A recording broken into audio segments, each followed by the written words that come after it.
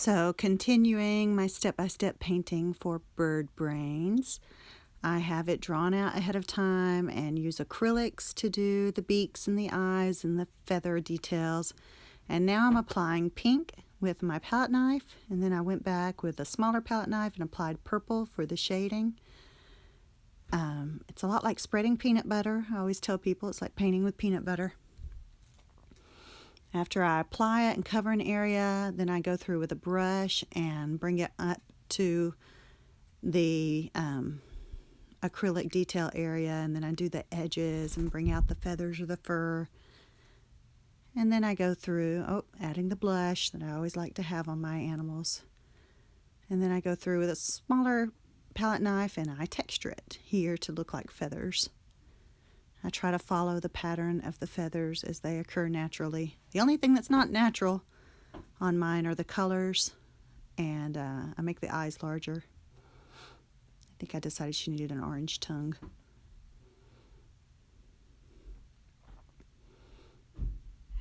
I try to plan out the colors a little bit ahead of time, but sometimes I have to just go with it and see what needs to be changed as I go. She needed lipstick. I was trying to resist giving her lipstick, but she really needed lipstick for her mouth to show up, that pink mouth to show up against her pink fur. She's an ostrich. I guess they're a little bit pink, so I didn't exaggerate that color too much. All right, applying the oils with my palette knife, spreading it in the whole area, and then putting in the shading of purple.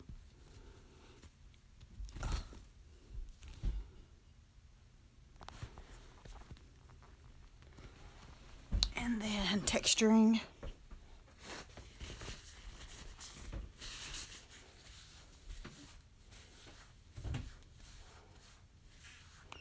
Adding the feathers. Right now, while I am filming this, Kiki, my daughter's bird, just flew up to me and got on my head. Distracted me. She's the one that's purples, the little purple sparrow in this painting. All right, adding the texture of the feathers.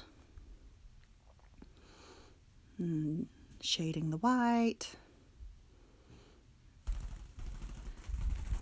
Guess you can see my process. It's fun to watch people paint, I think, so I like doing these videos. And I'm not teaching regularly anymore, so I guess this is my teaching outlet.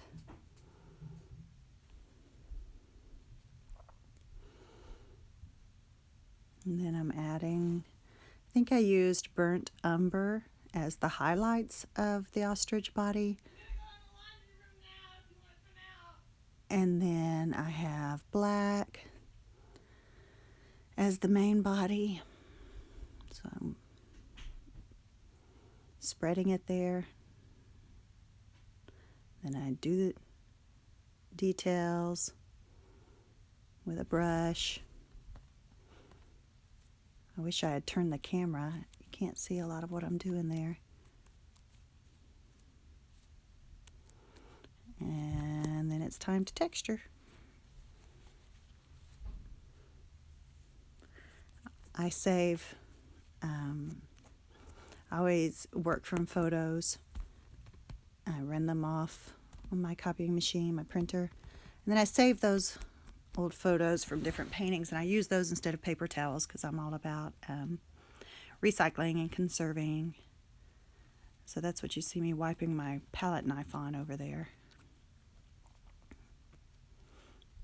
So starting on the swan, putting in the white oil paints, going around the detail of her eyes and her eyelashes. I like to have the eyelashes painted ahead of time. They're crisper than if it's wet oils on top of wet oils. I just paint around them with a brush. It's harder that way, but it's faster, and I like being faster. And putting in my shadow, I think I used kind of a muddy purple mixture for the shading. Maybe purple and burnt umber. Give her her blush and go ahead and do the feather edges. You have to go easy on shading white. She's a pretty lady. Pretty little swan. We saw this swan at the Alabama Wildlife Center. I took pictures of a large swan right outside the door there. So she's a Birmingham swan. Ah, there we go. Now I'm texturing. You see my tiny workspace. We are building a house. So we're in a trailer on our land while we build, and the space is very small. I will feel like I am living in high cotton when we finally get moved into our house. Small but happy. We've had a good time here. There she goes, getting finished. This painting is Bird Brains from art. It will be at Artist Incorporated, a new gallery, or I'm new to this gallery. It's in the Shops of Grand River in Leeds, Alabama. She's a very pretty swan.